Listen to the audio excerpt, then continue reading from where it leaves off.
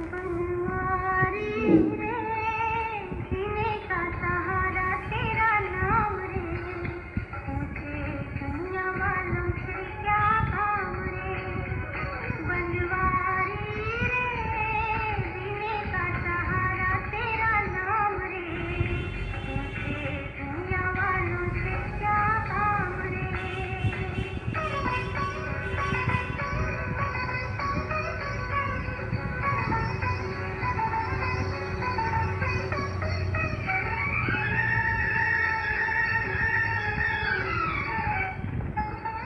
झूठी दुनिया झूठे बंधन, झूठी है ये माया।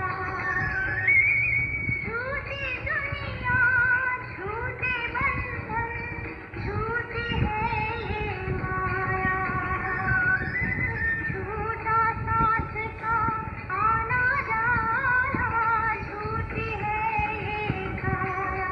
हो यहाँ साथ तेरा नाम रे, बनवारी रे जीने का सहारा तेरा नाम रे, मुझे दुनिया वालों से क्या काम रे।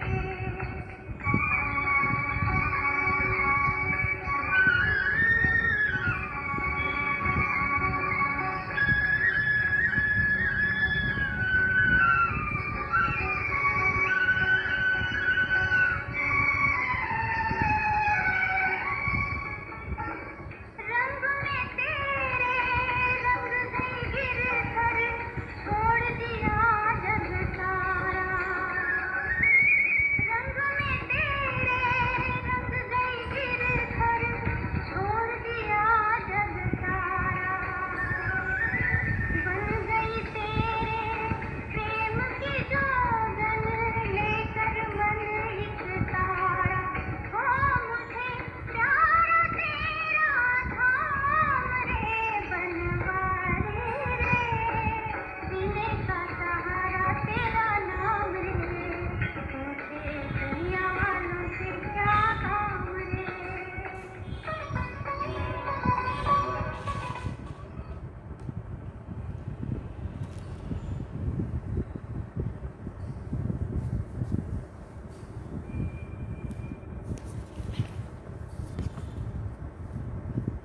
ओम शांति।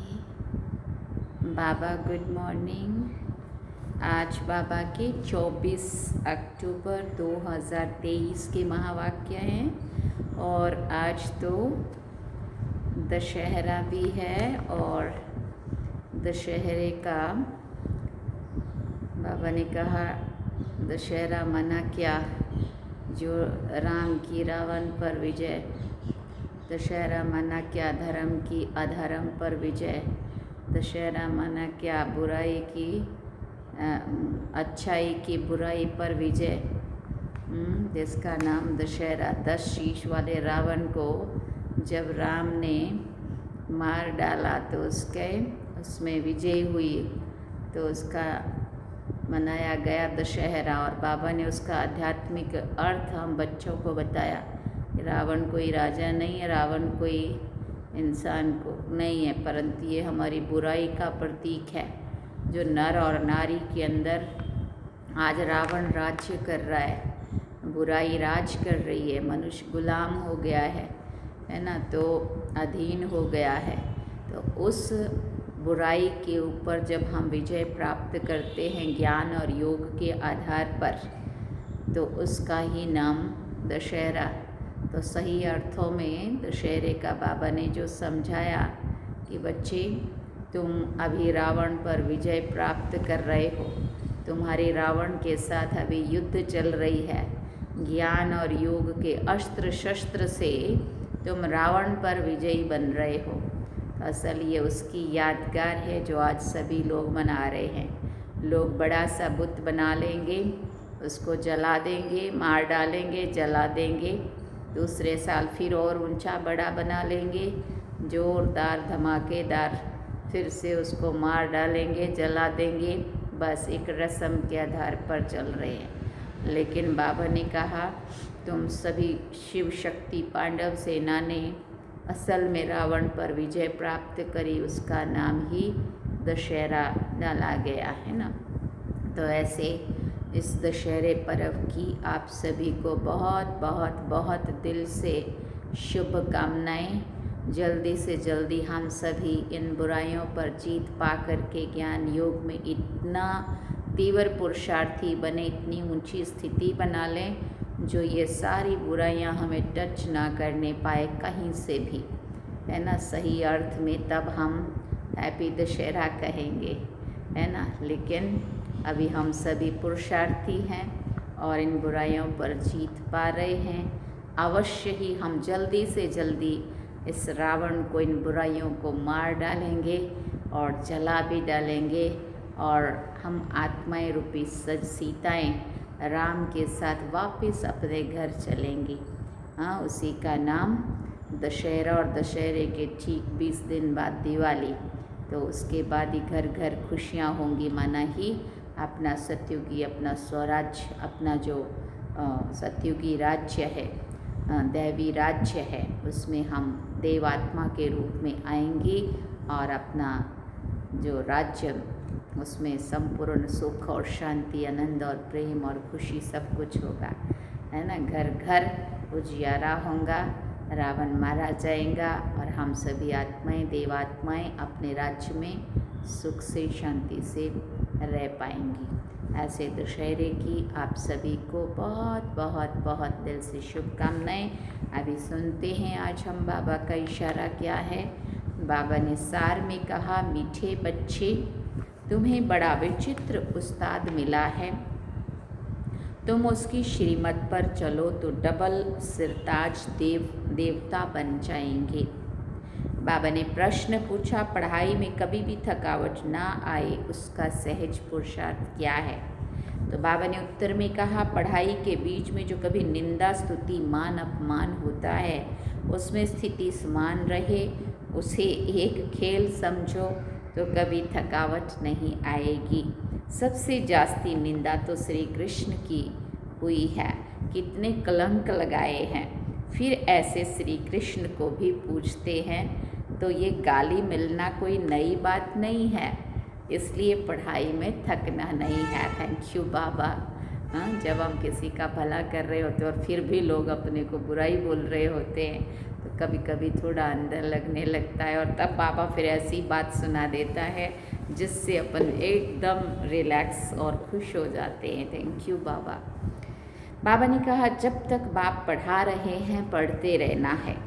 गीत सुना बनवारी रे, जीने का सहारा तेरा नाम रे, मुझे दुनिया वालों से क्या काम रे।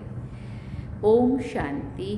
बाबा ने पूछा, ये किसने कहा, किसने फरमाया और किसको फरमाया? ये तो तुम बच्चे ही जानते हो, जिसको ही गोप गोपियाँ कहा जाता है। तो उन्होंने अपने बाप गोपी वल्लभ को याद किया। ऐसा बाप सिवाय परमपिता परमात्मा के कोई हो नहीं सकता। तो याद उनको करते जो होकर जाते हैं, उनका फिर बाद में गायन होता है। मिसाल जैसे क्राइस्ट आया, क्रिश्चियन धर्म स्थापन करके कहाँ चला नहीं गया, उनको पालना तो ज़रूर करनी है, पुनर्जन्म में आना है। परंतु जो धर्म स्थापन करके गए हैं उनका वर्ष वर्ष बर्थडे मनाते हैं। भक्ति महारग में उनको याद किया जाता है। वैसे ही आजकल दशहरे का भी उत्सव मनाते हैं। मनाना होता है तो ज़रूर शुभ ही होगा ना। कोई अच्छा करके जाते हैं तो उनका उत्सव मनाया जाता है। दीपमाला का भी उत्सव मनाया जाता है। श्री कृष्ण जयंती मनाई जाती है। जो होकर जाते हैं फिर उनका उत्सव मनाते हैं। अब भारतवासियों को तो ये पता नहीं है कि ये राखी उत्सव आदि क्यों मनाते हैं। क्या हुआ था, क्राइस्ट बुद्ध आदि को जानते हैं कि ये धर्म स्थापन करने आए थे। इस समय सभी आसुरी संप्रदाय हैं, तुम हो ईश्वरीय संप्रदाय। अब बाप राम आकर दैवी श्रेष्ठाचारी बना रहे हैं, अथवा ऐसे कहें कि परम पिता आकर स्वर्ग का उद्घाटन कर रहे हैं अथवा फाउंडेशन डाल रहे हैं। ओपनिंग सेरेमनी भी कह सकते हैं। भारत में श्रेष्ठाचारी महाराजा महारानी होकर गए हैं। सतयुगी देवी देवताएं डबल सिर ताज थे। पवित्रता का ताज भी था और रतन जड़ित ताज भी था। भिखारी राजाओं को सिर्फ रतन जड़ित ताज होता है। डबल ताज वालों की सिंगल ताज वाले पूजा करते हैं, परंतु कब होकर गए, कैसे राज्य पाया, ये किसी को भी पता नहीं है। लक्ष्मी नारायण इतने श्रेष्ठ डबल सिर ताज देवी देवता थे, उन्हों को ऐसा श्रेष्ठ बनाने वाला कौन, ये बाप बैठ समझाते हैं। अभी दशहरा मनाते हैं, तुम जानते हो ज़रूर कुछ हुआ है जिस कारण दशहरा मनाते हैं। रावण को जलाते हैं, परंतु वो जलने की चीज़ नहीं है, अभी उनका राज्य पूरा होता है। जब तक राम राज्य स्थापन हो जाए तब तक ये भ्रष्टाचारी राज्य चलना ही है। रावण राज्य खत्म हो, राम राज्य स्थापन हुआ, उनकी सेरेमनी मनाते रहते हैं, रावण को जलाते हैं, इससे सिद्ध करते हैं कि बरोबर भ्रष्टाचारी आसुरी राज्य है और उसको हम खत्म करना चाहते। इसका मतलब यही हुआ ना। भ्रष्टाचार की भी ग्रेड्स रहती हैं। भ्रष्टाचार द्वापर से शुरू होता है, वैसे तो द्वापर से शुरू होता है, परंतु अति माना तमो प्रधान जिसको कह दिया बाबा ने, वो अंत तक अभी तक हो जाता है। पहले 2 कला भ्रष्टाचार रहता है, फिर 4 कला, फिर 8 कला, 10 कला, बढ़ते बढ़ते 16 कला भ्रष्टाचार हो गया। अभी तो इतने भ्रष्टाचारी बात नहीं पूछो। अभी फिर 16 कला भ्रष्टाचार को बाप बदलाए, 16 कला श्रेष्ठाचारी बनाना ये बाप का ही काम है, महापरिवर्तन लाना। हाँ, ये छोटा परिवर्तन नहीं है। बाबा समझाते हैं इस समय रावण राज्य है, राम राज्य श्रेष्ठ राज्य था, अभी वो भ्रष्ट बन गए हैं। श्रेष्ठाचारी राज्य को स्वर्ग कहा जाता है, वही राज्य अब भ्रष्टाचारी हो गया है। अब बाप कहते हैं मैं आया हूँ भ्रष्टाचारी राज्य को श्रेष्ठाचारी राज्य बनाने के लिए। यादव कुल भी है, कौरव कुल भी है। यादव कुल में भी अनेक धर्म हैं। जो श्रेष्ठाचारी दैवी धर्म के थे वो अब भ्रष्ट, धर्म भ्रष्ट, कर्म भ्रष्ट बन पड़े हैं।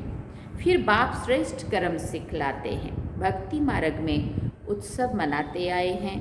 ज़रूर भगवान आया था, 5000 वर्ष की बात है। बाप ने आकर भ्रष्टाचारी को श्रेष्ठाचारी बनाया था। सारी दुनिया को श्रेष्ठाचारी बनाना ये बाप का ही काम है। फिर उनकी पालना करने के लिए तुमको ऊपर से भेज देते हैं। तुमने जो देवी धर्म की स्थापना की है उसकी फिर जाकर पालना करो। ऐसे कोई नहीं कहते ऑटोमेटिकली, ये ड्रामानुसार होता है।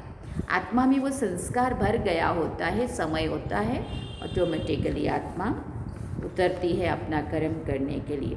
तुम श्रेष्ठाचारी बन जाएंगे, फिर सृष्टि भी सतो प्रधान श्रेष्ठाचारी बन जाएगी। अभी तो 5 तत्व भी तमो प्रधान है। कितनी उथल पाथल होती रहती है, मनुष्य कितने दुखी होते हैं, करोड़ों का नुकसान हो जाता है। सतयुग में ये कोई भी उपद्रव नहीं होते हैं। उपद्रव होते हैं नरक में। उपद्रव भी पहले 2 कला वाले थे, अभी 16 कला बन गए हैं। कितना नुकसान हो रहा है प्रकृति की तरफ से। ये सब डिटेल की में समझाने की बातें हैं और है भी बहुत सहज, परंतु समझते नहीं हैं, ना समझा सकते। अब जब समझते ही नहीं है तब समझा भी क्या सकेंगे। तो ये रावण को जलाना द्वापर से शुरू होता है। ऐसे थोड़ी कहेंगे 5000 वर्ष हुए। भक्ति मार्ग शुरू होता है तो ये उपद्रव भी शुरू हो जाते हैं। जैसे ही मनुष्य देह अभिमान भान में आता है द्वापर युग से, उल्टा पुल्टा करने लगता है, तभी गिरती कला हो जाती, दुख शुरू हो जाता है। अब फिर रावण राज्य का विनाश, राम राज्य की स्थापना कैसे होती है सो तुम जानते हो। मनुष्य नहीं जानते रावण क्या है। बाप कहते हैं लंका तो कोई थी ही नहीं। सतयुग में लंका होती नहीं है, लंका एक टापू है। तो बाबा ने कहा पूरी पृथ्वी, पूरी सृष्टि भी क्या है, चारों ओर पानी ही पानी है और इसके ऊपर ना, पृथ्वी के ऊपर बुराइयों का राज्य हो गया है।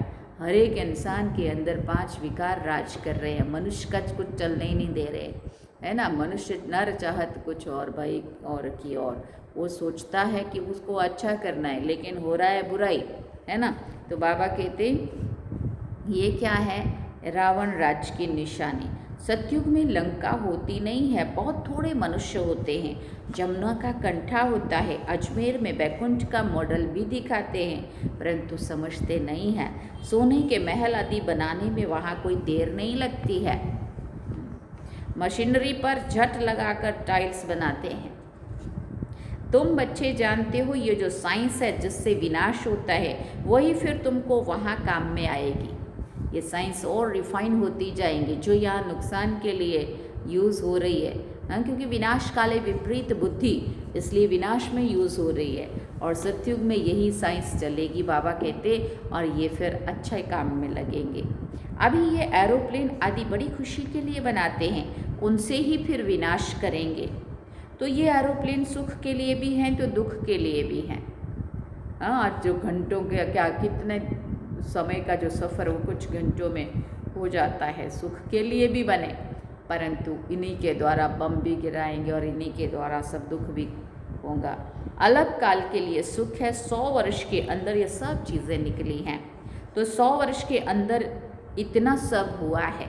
तो तुम विचार करो कि जब विनाश होगा फिर नई दुनिया में कितने थोड़े समय में सब नई चीज़ें बन जाएंगी, सब कुछ डिस्ट्रॉय होगा और उसके बाद फिर बनाने में सोचो कितना फिर से वो होगा। वहाँ तो झट सोने के महल बन जाते हैं। भारत में सोने चांदी के कितने महल जड़ित से जड़े हुए बनते हैं, वहाँ दरबार बड़ी बनती है। देखो बाबा सतयुगी सीन दिखा रहे हैं, बड़े बड़े सोने हीरे के महल बनते हैं और बड़ी सी दरबार बनती है। राजे रजवाड़े आपस में मिलते होंगे ना, उनको पांडव सभा नहीं कहेंगे, उनको कहेंगे लक्ष्मी नारायण की राजधानी की सभा। प्रिंस प्रिंसेस सब आकर बैठते हैं। ब्रिटिश गवर्नमेंट थी तो प्रिंस प्रिंसेस महाराजाओं की बड़ी सभा लगती थी, सब राजाई ताज लगाकर बैठते थे। दिख रही है वो सभा, हाँ, बुद्धि में वो विज़न बन जाना चाहिए, बाबा जैसा जैसा बोले, है ना। नेपाल में बाबा जाते थे तो वहाँ राणा फैमिली की सभा लगती थी, बड़े ताज वाले राणे बैठते थे, उनको महाराजा महारानी कहते थे। फिर उनमें भी नंबरवार होते हैं, रानियाँ नहीं बैठती हैं। देखो रानियाँ पर्दे में रहती थी, वो पर्दे नशीन होती हैं, बड़े भभके से बैठते हैं।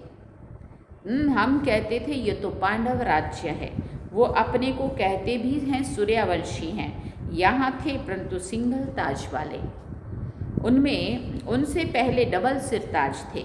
श्री कृष्ण के लिए अनेक बातें लिख दी है, फलाने को भगाया, ये किया, परंतु ऐसी बातें वहाँ होती नहीं। आज अगर कोई ऐसा करे तो कैरेक्टरलेस बोलते हैं और उसका भजन गाते हैं, तो ये क्या मतलब हुआ? इसका मतलब ऐसा कुछ उसने किया नहीं है। तो उत्सव जो पास्ट हो जाते हैं वो फिर से मनाते रहते हैं। ये भी उत्सव मनाते हैं, जबकि रावण राज्य को खलास कर राम राज्य की स्थापना की, ये तो वर्ष वर्ष मनाते हैं ना। तो सिद्ध होता है आसुरी रावण राज्य 5000 वर्ष पहले भी था। अब बाप आया था, आकर रावण राज्य का विनाश कराया था। वही महाभारत लड़ाई खड़ी है। बाकी रावण कोई चीज़ नहीं है, लोग आपस में लड़े मरे। रावण को उनकी सेना और ऐसा कोई राजा नहीं था। रावण की स्त्री मंदोदरी दिखाते हैं, उनको फिर 10 शीश नहीं दिखाते हैं। राजा के 10 सिर हुए तो रानी के भी होने चाहिए। रावण को 10 शीश दिखाते हैं, विष्णु को 4 भुजा दिखाते हैं, लक्ष्मी की 2, नारायण की 2। वैसे रावण को 10 शीश दिखाते, 5 विकार उनके, 5 विकार मंदोदरी के। विष्णु चतुर्भुज भी अर्थ सहित दिखाया है। पूजा भी महालक्ष्मी की करते हैं। महालक्ष्मी को कभी 2 भुजा वाला नहीं दिखाएंगे। दीप माला में लक्ष्मी का आह्वान करते हैं। बाबा ने पूछा क्यों? नारायण ने कोई गुनाह किया है क्या? हाँ, लक्ष्मी को भी धन तो नारायण ही देता होगा ना, हाफ पार्टनर होंगे तो नारायण ने क्या गुनाह किया? वास्तव में धन कोई लक्ष्मी से नहीं मिलता है, धन तो जगत अम्बा से मिलता है। तुम जानते हो जगत अम्बा सो ही फिर लक्ष्मी बनती है ना। फिर बाबा ने कहा तो उन्होंने अलग अलग कर दिया है। जगत अम्बा से हर चीज़ मांगते हैं, सबकी मनोकामनाएं पूर्ण करने वाली कामधेनु। बाबा ने कहा जगत अम्बा है। बाबा ने कहा कोई भी दुख होगा, बच्चा मर जाएगा तो जगत अम्बा को कहेंगे रक्षा करो, बच्चा दो, ये बीमारी दूर करो। बहुत कामनाएं रखते हैं।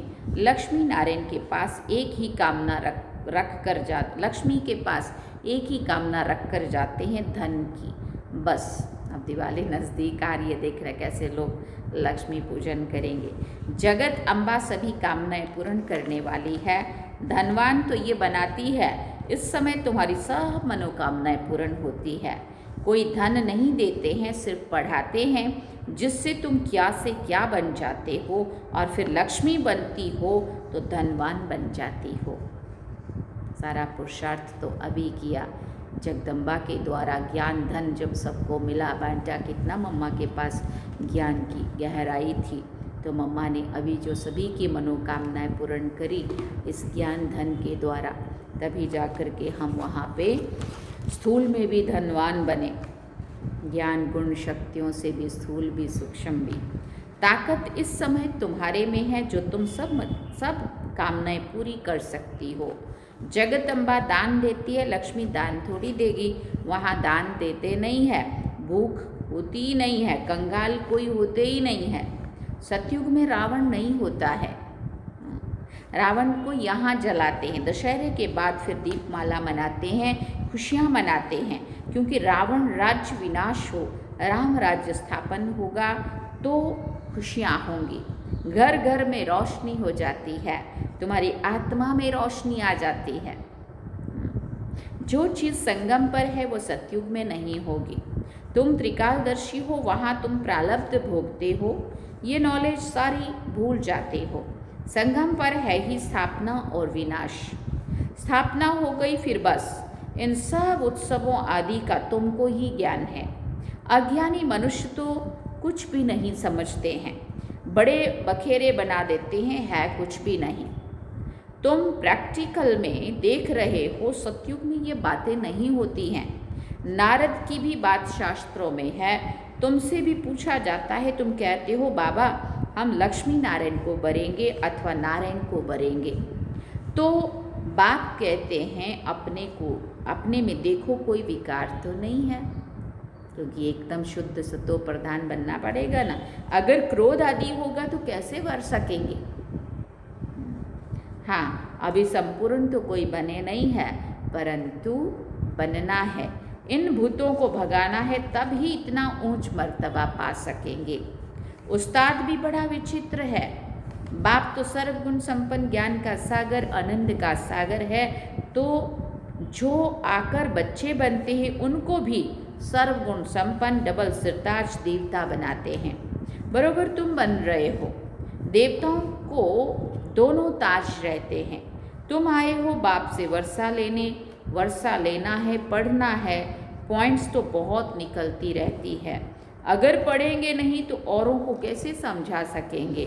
हूबहू ड्रामा रिपीट हो रहा है। ये नॉलेज अभी तुम समझते हो, फिर ये गुम हो जाएगी। ये जो लंका आदि दिखाते हैं ना, वो भी नहीं है। रावण का जन्म कब हुआ लिखा हुआ है, द्वापर से देवताएं वाम मार्ग में जाते हैं तो विकारी बनना शुरू हो जाते हैं। पहले भी वह भक्ति भी पहले अव्यभिचारी थी, सिर्फ एक की भक्ति करते थे, फिर व्याभिचारी बन जाती है। अभी तो मनुष्य अपनी पूजा कराने लग पड़े हैं, मनुष्यों की पूजा। बाबा कहते हैं मैं आता ही हूँ भ्रष्टाचारी दुनिया का विनाश और श्रेष्ठाचारी दुनिया की स्थापना करने। ज़रूर पहले स्थापना करेंगे फिर विनाश करेंगे, ये हमारा पार्ट कल्प कल्प का है। फिर बाबा ने कहा भ्रष्टाचारी से श्रेष्ठाचारी बनाने में टाइम लगता है। जब तक बाप बैठ पढ़ा रहे हैं, पढ़ना है। कल्प पहले जिन्होंने जितना पढ़ा है वही पढ़ेंगे। बहुत बच्चे चलते चलते कहते बस अब हम नहीं चल सकेंगे। अरे निंदा स्तुति मान अपमान ये तो सब होगा, बिना काम से ही हो रहा होता है। तो तुम पढ़ाई क्यों छोड़ते हो? सबसे जास्ती निंदा तो श्री कृष्ण की हुई है, इसलिए हमारी भी कोई कर लेगा तो कोई बड़ी बात नहीं है। कितने कलंक लगाए हैं, फिर ऐसे श्री कृष्ण को क्यों पूछते हैं? अगर वो इतना बुरा था तो उसकी पूजा क्यों होती है? वास्तव में गाली अभी इनको मिलती है। बाबा ने कहा, सारे सिंध में निंदा हुई, फिर कर तो कुछ भी नहीं सके। ये भी सब खेल है, नई बात नहीं। कल्प पहले भी गाली खाई थी, नदी पार की थी, तुम सिंध से निकलकर इस पार आए ना। श्री कृष्ण तो नहीं थे, ये दादा आता जाता था। तुम जानते हो, अभी हम राज्य पाते हैं फिर गंवाते हैं, ये भी एक खेल है। अच्छा, मीठे मीठे सिकिल दे बच्चों प्रति माता पिता बाप दादा का याद प्यार और गुड मॉर्निंग। रूहानी बाप की रूहानी बच्चों को नमस्ते। हम रूहानी बच्चों की रूहानी माता पिता बाप दादा को दिल व जान से व प्रेम से याद प्यार, गुड मॉर्निंग, नमस्ते, थैंक यू बाबा, शुक्रिया बाबा। अब धारणा के लिए मुख्य सार है। पहला पॉइंट, सर्व की मनोकामनाएं पूर्ण करने वाली कामधेनु जगदम्बा बनना है, दान देते रहना है। दूसरी बात, स्तुति निंदा में स्थिति समान रखनी है। ये सब होते पढ़ाई नहीं छोड़नी है, इसे खेल समझकर पार करना है। वरदान, अपने शक्ति स्वरूप द्वारा अलौकिकता का अनुभव कराने वाले ज्वाला रूप भव। अभी तक बाप क्षमा की आकर्षण है, बाप का कर्तव्य चल रहा है, बच्चों का कर्तव्य गुप्त है। लेकिन जब आप अपने शक्ति स्वरूप में स्थित होंगे तो संपर्क में आने वाली आत्माएं अलौकिकता का अनुभव करेंगी। अच्छा अच्छा कहने वालों को अच्छा बनने की प्रेरणा तब मिलेगी जब संगठित रूप में आप ज्वाला स्वरूप लाइट हाउस बनेंगे। मास्टर सर्वशक्तिवान की स्टेज पर आ जाए तो सभी आपके आगे परवाने समान चक्र लगाने लग जाएं। स्लोगन में बाबा ने कहा, अपनी कर्मेंद्रियों को योग अग्नि में तपाने वाले ही संपूर्ण पावन बनते हैं। अपनी कर्मेंद्रियों को योग अग्नि में तपाने वाले ही संपूर्ण पावन बनते हैं। अच्छा, ओम शांति। सार में बाबा ने कहा, मीठे बच्चे, तुम्हें बड़ा विचित्र उस्ताद मिला है, तुम उसकी श्रीमत पर चलो तो डबल से ताज देवता बन जाएंगी। और गीत क्या सुना? बनवारी रे जीने का सहारा तेरा नाम रे। तो ये थे आज के बाबा के महावाक्य जो हम सभी ने सुने। दशहरे पर बाबा ने पूरा रावण के बारे में भी समझाया और हम सभी ने सुना। और देखो, शिव शक्तियों के नवरात्रे भी गए और दशहरा भी आ गया और सभी आज के दिन जलेबी फाफड़ा खाते हैं, खासकर तो गुजरात में। तो आप सभी भी जलेबी फाफड़ा खाओ और रावण को ख़त्म करो, मारो, जलाओ और सतयुग में चलने की तैयारी करो। अपने आप को, आत्मा को शुद्ध, पावन, पवित्र, सतो प्रदान बना करके और आने वाली दिवाली को बहुत अच्छे से अच्छा मनाओ। चलिए, बाबा की याद में ओम शांति।